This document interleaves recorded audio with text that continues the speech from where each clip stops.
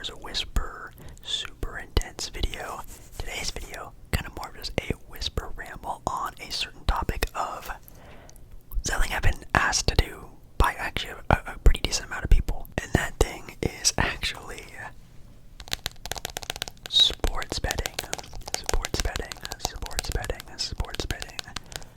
Kind of like some terms of sports betting, like how do you do sports betting, and just sort of like my own picks and stuff like that for maybe some current, or at least maybe some a little bit into the future sporting events coming up. Just kind of like a quick whisper ramble on it. Maybe some people also wanted me to do like fantasy sports, different things like that. So make sure, of course, you like the video if you do like the video, and comment down below. You know, have you ever done anything like this before? I have no idea. I'm not even really sure what this whisper ramble is really gonna be, truly, but I'm just excited to talk some sports with you guys anytime I can get an excuse to do it. I love to do it, so yeah.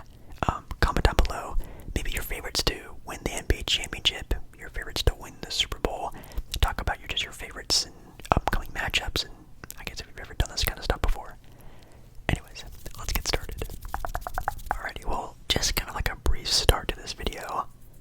I have never done sports betting before, ever in my life, to be completely honest. I know a couple of things that I think are kind of important, so to where if I wanted to, I could. But do I really want to? I haven't really felt like the need or urge or the desire to do it, so I've never done it before. Some people have stated to not only that I do a video like this, just kind of talking about sports betting and some of the things going on around it, but even just doing videos where I just do sports betting, which I'll have to see how I feel about that. But I guess sports betting has been a thing for quite some time. It's actually been really a big poppin' thing since maybe about like 5 years ago, maybe even a little bit longer than that. I mean, you've heard apps of like sports. No, it's a FanDuel. There's like BetUS. There's a lot of other websites and apps they have out now that you can just do this willy-nilly. And even I think all of the major league sports, I know the NBA heavily pushes sports betting. Pretty much every single commercial is a sports betting thing. But it is something that's kind of in our face all the time. But what is it really even doing? Well, let's just take a look at it at face value. Here are actually two games that are going to be going on, I guess today as you guys are watching this video, or maybe it's too much in the past to where this is kind of irrelevant, but it makes sense right now. One of the biggest sports betting .coms or even apps they have is DraftKings, and if I, a fan of the NBA, quite obviously want to do some sports betting on some games, there are only two basketball games on today as you guys are watching this video, and they are the Milwaukee Bucks going up against the San Antonio Spurs, and the Denver Nuggets going up against the Golden State Warriors. Obviously, that Golden State Warrior game is going to be a very close game, and that Spurs-Milwaukee Bucks game might be a blowout. And even with that little information, you can kind of see where these numbers are at. So, take a look, for example, let's say the Milwaukee Bucks versus the San Antonio Spurs. If you wanted to bet on something called the spread, which according to Bleacher Report says, if a team will win by 10 points or more, or will a team avoid losing by 10 points or more. So it's either a team winning by 10 points or more or losing by 10 points or more. Hopefully that makes some sort of sense. And for Milwaukee, it's a minus 9.5. And for the Spurs, it's a it's a plus 9.5. Minus 110. Minus 110. Kind of confusing with the numbers there. But again, using some hindsight, and maybe if you are sort of a sports fan, you can kind of think about this game a little bit. Even though you might be a San Antonio fan and you love Victor Wembanyama, you have to come to the conclusion that Milwaukee is probably a better team than San Antonio is at this point in time. That means they would be the more favorable team. That means they would be the team that, let's just say, everyone threw all of their money on. You know, that's kind of too obvious. You can't really do that. They are the favorite. They're the favorite team. You know, it's harder to get a lot of money by betting on them in any sort of scenario. And vice versa for the Spurs. They are the underdogs. They're a team that's not likely to win. So betting on them is more risky, which means if you do spend money on them, the app makes more money if they don't win. But you can see the favorites are minuses, the underdogs are pluses. And the number that follows again for the, let's go back to the Milwaukee Bucks and San Antonio Spurs game, -110, -110. Taking a look at an article that actually describes kind of what goes down there, it says here, the number that follows the negative symbol for the odds, so for the odds of the game going on right now, reveals how much to bet for every $100 you want to win. Kind of confusing. They do get an example here. For example, if a team that you're betting has a -110 odds, you need to wager $110 to win $100. If your team has a -150, you must risk $150 to win $100. Hopefully that makes some kind of sense. It is kind of confusing. My way of looking at it, again, someone just outside looking in, obviously if a team is more favorable to win, it costs more money to win money. So, of course, if you're, again, talking in NBA terms, if you want to bet on, like, the Nuggets, going up against the Detroit Pistons, if you put all of your money on the Denver Nuggets winning that game, no duh, Denver's more than likely going to win that game. So it's going to cost more to win money instead of, again, betting on the underdog, beating a sort of an over-favorable team like the Denver Nuggets. For the point total is, of course, the total points scored. Will the total points be either over 249.5, which, yes, they use has because obviously you can't tie. You can't tie in a bet. Obviously, if you tie in a bet, you get your money back. And these apps and websites do not want to get your money back at all, so they do halves. So it's either going to be a point total of 250 or 249. And if it's under 250, over 249, you get your money or you lose your money. The money line, which is just the basic who will win the game. The money line, either who's going to win, who's going to lose. And again, it goes back to the basis of the more favorable team you have to bet more money on to get money out of that bet.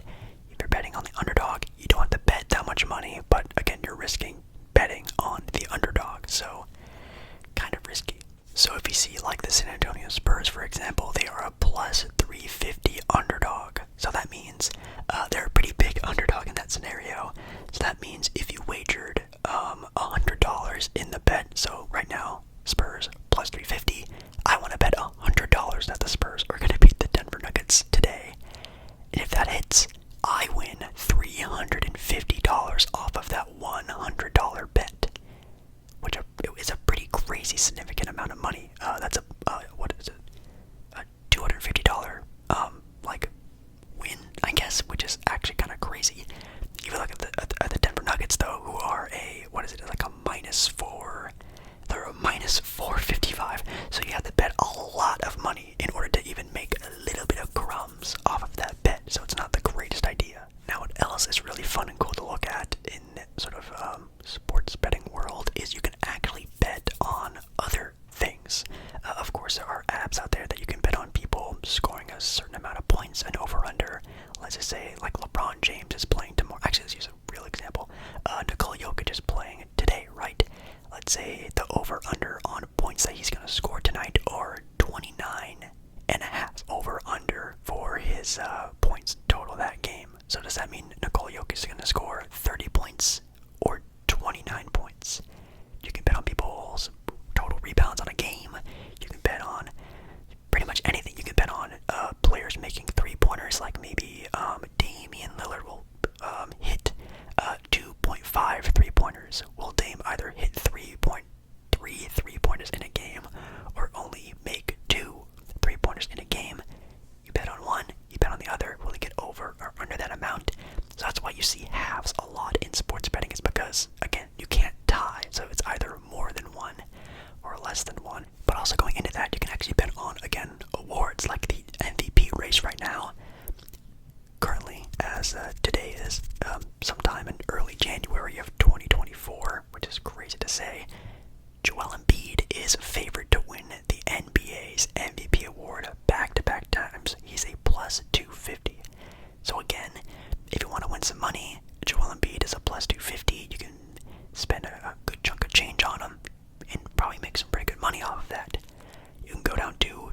second placed guy in Nikola Jokic, who's a plus 260.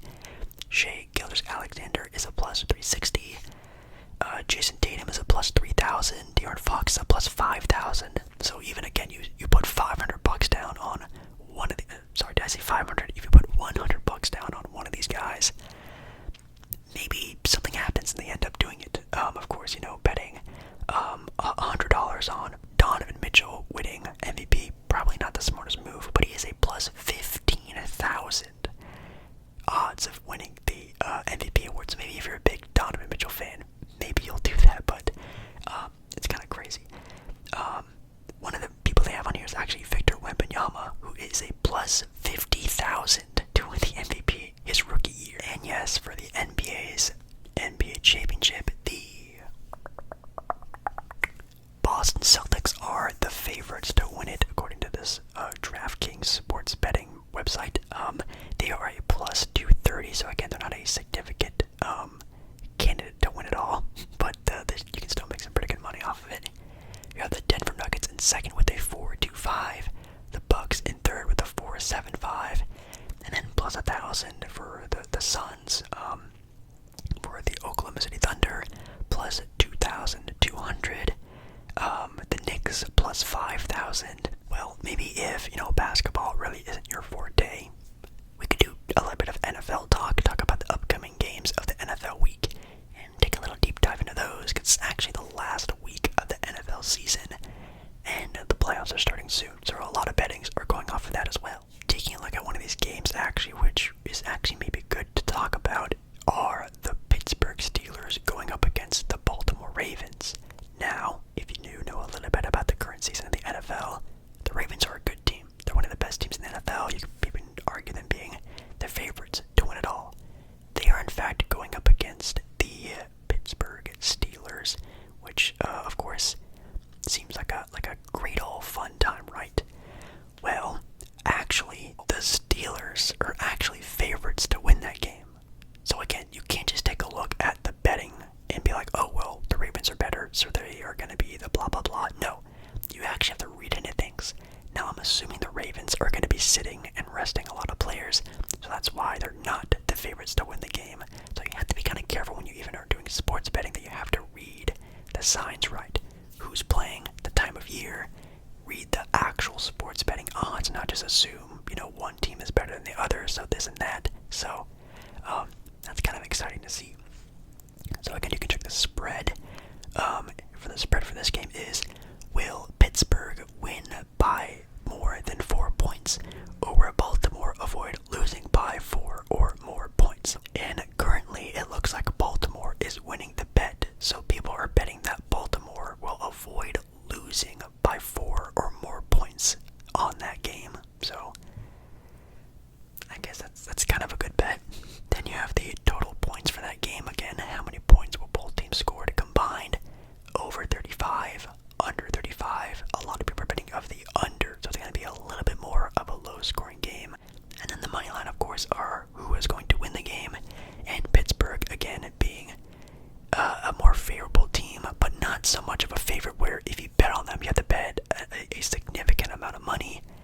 They're actually getting a pretty good push on the money line, having 65% of the bets currently. And of course, also for the NFL, they have the awards at the end of the year right now for your 2024 Super Bowl winners. They had the San Francisco 49ers as the favorites, with the Baltimore Ravens being the number 2 team. 49ers being a plus 220, Ravens being a plus 300, so very close, and then it jumps pretty significantly to actually the Buffalo Bills being the next favorite team at a plus 800. So again, you put $100 down, you're getting a pretty good amount of change if the Bills do end up winning the Super Bowl. But again, $100 that's a lot of money. I wouldn't bet $100. I hate betting $50 or $20 on a casino night. Doing $100, I couldn't imagine. Then you have the awards for the NFL, with Lamar Jackson being a minus 20,000. Lamar Jackson is a minus 20,000 to win the